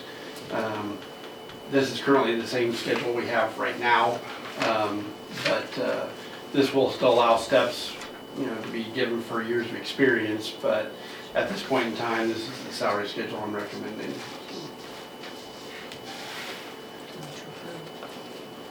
Motion to approve by Mrs. Peck, Second. second by Mr. Grenier. Question, so this is the same as currently, and when you say it's a step, it just goes up by the number of years or the Yes, so they would education? go from 12 to 13 or 5 to 6 or whatever it may be. Or if they moved to education, they would get those. I'm just curious, like what, if everyone gets their step, what does that equal in dollars?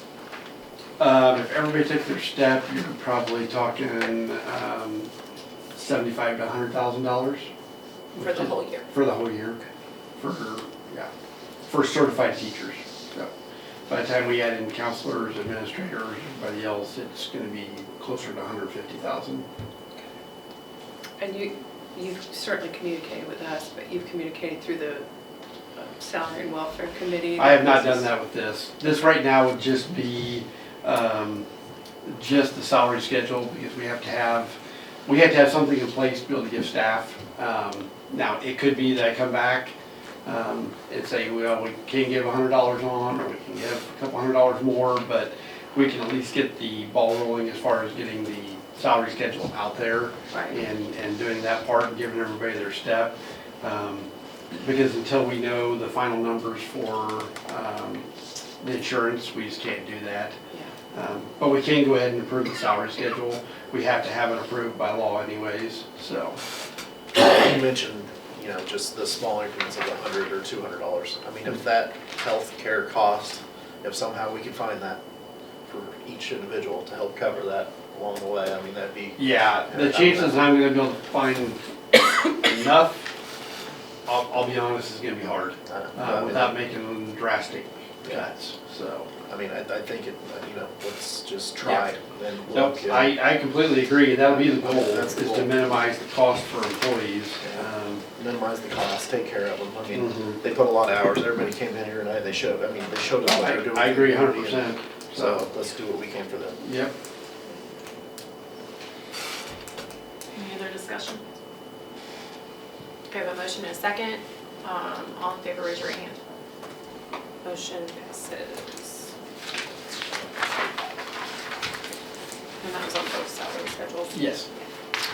And I just want to make a comment that I believe and know from experience that if there was any way to add more to the salaries, Dr. Robinson would find a way, because he always has. Totally agree. So, I think he's doing everything that he can in the circumstances of the we're facing. So just gonna throw that out. Yeah, I think our biggest hurdle is the health insurance and stuff like that, right? Yeah, health insurance has been like trying to go over a pole vault. Yeah. That bar's high, and it's really, it's really hurt your budget. I mean, I can just tell you that in the 2 years we've had to pay those assessments, we've lost 8% of our reserves just having to pay assessments. Yep. And you can't continue to go that way and then still be able to expect, I mean, when you're trying to get out of a hole, you know, it's gonna take some other things. And unfortunately, like I said, health insurance has put a major damper on everything. And I like how you mentioned that that's kind of the moving target, essentially. Where, you know, whenever you get that number off of that, there is a chance that that can still. Well, that's the thing, if we can do something else and we can still find that other money, then yeah, let's do it. But at this point in time, I don't, you know, let's do what we can and then let's work for the insurance and see what we can do there. And I know the answer to this, but I want to just give you an opportunity. We are looking for places to trim where possible. We're gonna have to. We're gonna have to look at, and I shared that in a note with teachers probably a month or two ago about, you know, we'll look at attrition. You know, I don't wanna go up to staff and have to do a reduction in force and different things like that. But as we have staff leave, we're gonna have to look at every position, whether we can continue it, and do that. And you know, and what makes it tough is, I don't want it to all fall on the back of staff, but when that's 70+% of your budget is your staff and benefits, the salary and benefits, that's the biggest area. You figure 10% debt, you got staff and benefits, you have a little bit of lease purchase, you can't cut that in supplies. You physically can't. Now, it doesn't mean that we won't have to cut supplies. I mean, you'll probably have to do some supply cuts and do some different things like that as well. But unfortunately, that's gonna come on the back of where your biggest benefit is, and that's your staff is 70% of that, so. And those supplies go directly to education. It's not like we have fluff. Those are things that we use to actually educate. Yeah, we don't have our store students. piles of just stuff sitting around. Right, so. yeah, so. We still have mandates for Right. IEPs and 504 plans and transportation and food service and Yes. all that, so. Yeah, and I mean, right here, we still have utility bills here too. I mean, Right. almost $38,000 last month in utilities. I mean, that's tough. We're feeling that cost rise too, so, you know, you're juggling all that every time, trying to make it all work too, so, it's tough. Okay, I think next on there is the mowing bids. We had two different ones. We've had Quality Landscaping, which is Steve Dotson, turned in a bid. I'm not sure how many years Steve's done it, but he's done it for quite a few years for us. That are mowing, actually does all of our snow removal as well. Then we had Mr. Vanderslice also turn in a bid. That's obviously a new bid. We've not had a bid from Mr. Vanderslice. Now he has done some other work for us. He's done, we hired him a couple years ago to start taking over some of the maintenance of our softball and baseball fields and kind of rebuilding those up and re-dragging and grading and kind of doing all those things. And I think he's done a really tremendous job of doing that part of it. You know, as far as the bid, Mr. Vanderslice's bid is just a little bit better. But I do know that when it comes to like Steve and his crew, he has a crew of people. I did not talk to Mr. Vanderslice, but I know like when Steve shows up, there's usually 3 or 4, and we you know, I would worry a little bit. We've done it before with one person, and if it's just gonna be one person, that could be a lot. I would not have a problem. I know Mr. Vanderslice put in a bid for all, and he also put in a bid for just the Park Valley, the baseball field complex. I wouldn't have a problem with allowing him to do something like that, because I do think he's done a really good job of maintaining our softball and baseball diamonds themselves. But I think as far as the project itself, I'd probably recommend the schools and some of the bigger projects to go with Steve. Just because, like I said, he's usually got 2 to 3 to 4 people sometimes or more on that crew. Are we sure with Mr. Vanderslice's bid, are we sure that it's only him? I don't know that it's just him, no. I did not talk to him about that, so. Are you recommending that we go ahead and go with the Quality Landscape, but then also offer the Park Valley contract to Mr. Vanderslice? Now, I also noticed on Mr. Dodson's bid that there's a 5% increase in price per year for 3 years, whereas Mr. Vanderslice does not have an increase. We do this every year, don't we? He turned in a 3-year bid, it looked like they both did, I don't remember in the paper if it said 3, do you remember Kelly, did it say 3? I don't think it said anything about a 3-year I don't think it bid. said a 3-year bid, I thought it was, yeah, they did both turn in a bid for 3 years, but I don't remember seeing a bid. But we're voting on a 1 year. I was voting on a 1 year, Okay. because I don't think we specified a 3-year contract. Now, it's a weekly mowing. I can go Most- get the ad. Yeah, I think we're good. Most likely, yes. Rare occasions, maybe if we have a special event, like we may have to do a extra trim around the football field for graduation. Or, you know, if we have March Fest coming up and the grass is still growing, we might do an extra mow or something like that. But for the most part, it's only once a week. And then if we get into the kind of the hot days of summer, we've had, you know, weeks where we don't mow. Okay, so it's a flexible It is, based yeah, on week. yeah, they're not gonna mow dead grass, so, That's why I yeah. want to make sure. Yeah, 'cause- now last year we mowed a lot, like it seemed like we mowed every week, but we've usually have those weeks where we have 2 weeks or 3 weeks in July, we don't mow, a couple weeks in August, we don't mow, maybe even a week or two in September, we don't mow, so. So if we did the Dodson bid, that would be the 2316 per week less the 607 for Yes. and then we would add back in the 300 for putting Mr. Vanderslice up on the Yes. ball fields. And you're recommending a 1-year contract. So what's your Yeah. monthly total on And here's the other reason behind it, and I don't have a problem with this, but I'd say if you're ever looking to, if we could ever get back to having our own ability to do in-house mowing, you will actually save the money.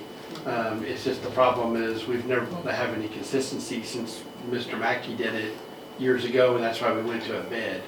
But if you ever had the opportunity, that's why I only want to do a 1, because if you have the opportunity and you have somebody that wants to do it, and it's on staff, we have a couple of mowers, we have the ability to do some of that, and you would actually save money. The problem is we get somebody and they'll do it till about June, or we've had somebody do it and then then they're out 3 months, and then it's been very inconsistent. That's why we started going with the company. But as far as savings down the road, that could definitely be something that, that's why I would only do 1. Yeah. Does Mr. Vanderslice have insurance? He has, yes, he has. I didn't see those really.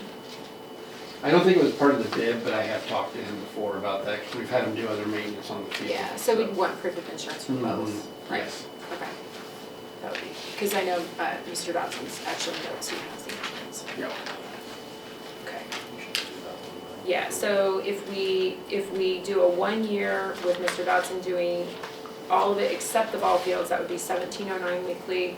And if Mr. Vanderslice does the ball fields, that would be $300 weekly. You add those together, that's $2,009 per week, which is actually lower than both of those. Yeah, because if we did Yeah. Yeah. just Mr. Dawson be 2316 or 2175 for that. Yeah. Yes. Yeah. So it is the savings if we cut it. So who determines whether or not you wait a week? Do you? Like, I know you walk a lot, you watch the green. I do. cameras. Mr. Mackey's also in contact with Steve, all of those guys, so.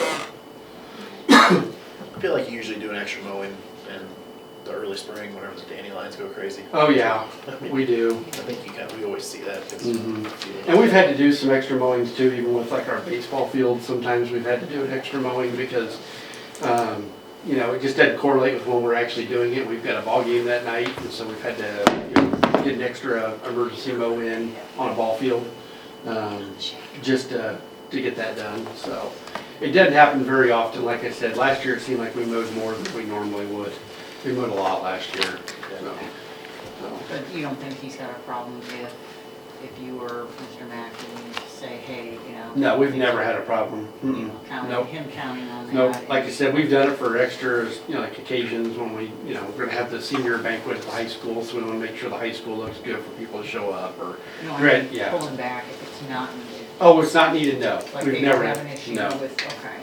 Nope, we've never had that problem either. I've never, Okay. no, I've never been out there and watched Steve mowing just dust. No, he's been good about it, so. I move that we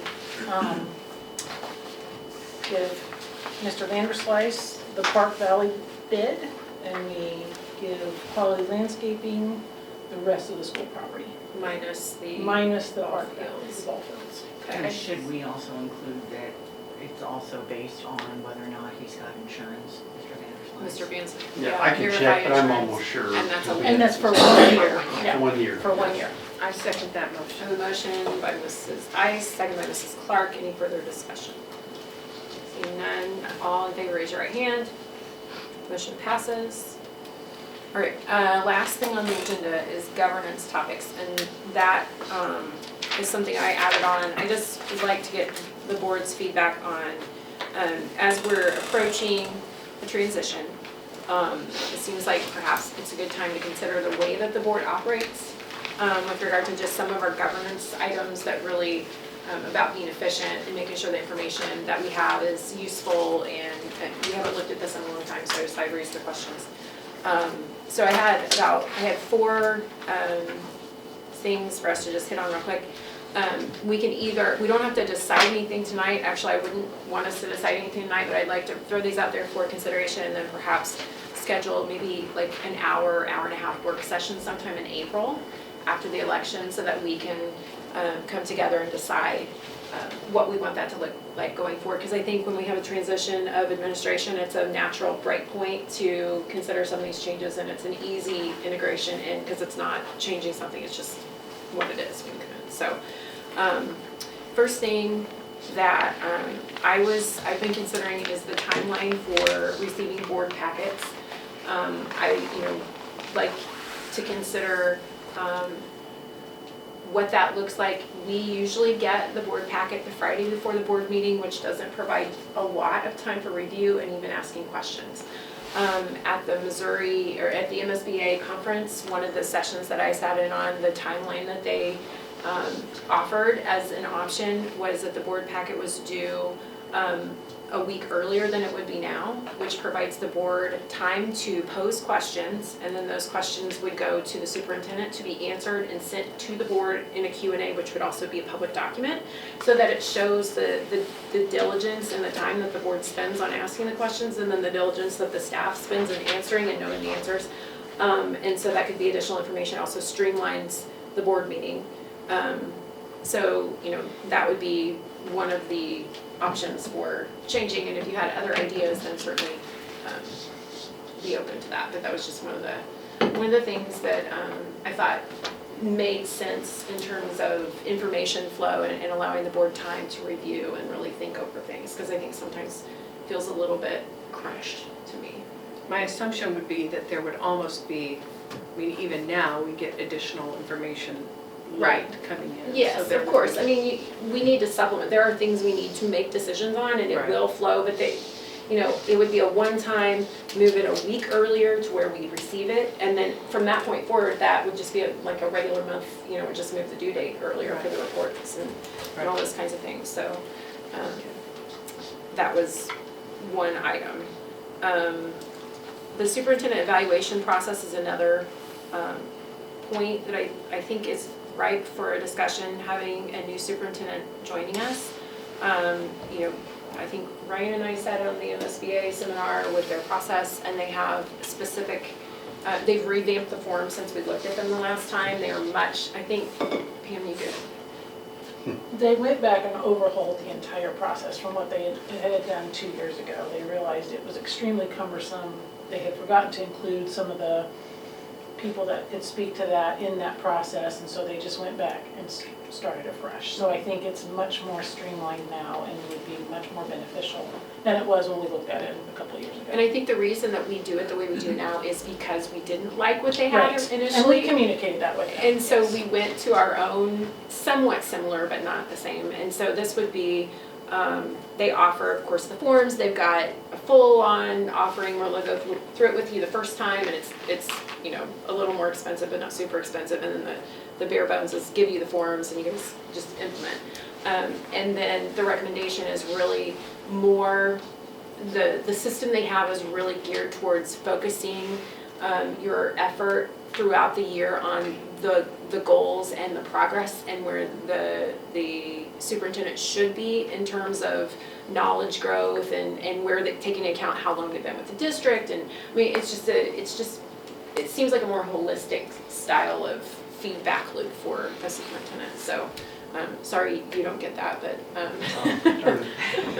It seemed, as we Yeah. sat through that and we talked Yeah. afterwards, that it would be a good time to start a new process with a new superintendent. And I think that it would help us all grow together to guide that to what, what we need. It really, they had numerous points that stood Yeah. right out, like, Yeah. that would make total sense to implement this at this time for us, so. And it also provides for a new superintendent coming into a district, it's not just an annual, you need more like an 18-month cycle, and so it takes into account where you are in that journey as well. Yeah, okay. I think it will help Dr. McClard also if we implement a process that actually is going to be, kind of overseen through MSBA, because, they helped us with our hiring process. It's gonna keep the process flowing, so.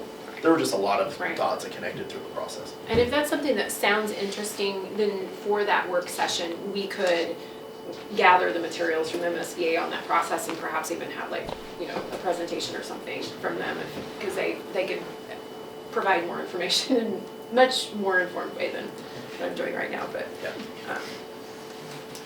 Does that sound, okay. Yes. Third thing,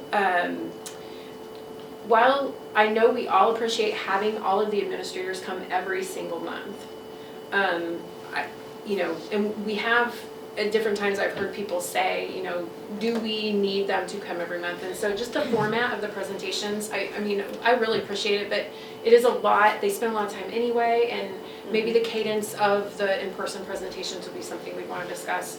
Not something we have to decide tonight, but that is, it seems like there are 4 buildings, there are 4 quarters, in a calendar year, we could do that, or we could alternate or do something a little less burdensome on their time, or if they have something special they need to come present, they could come.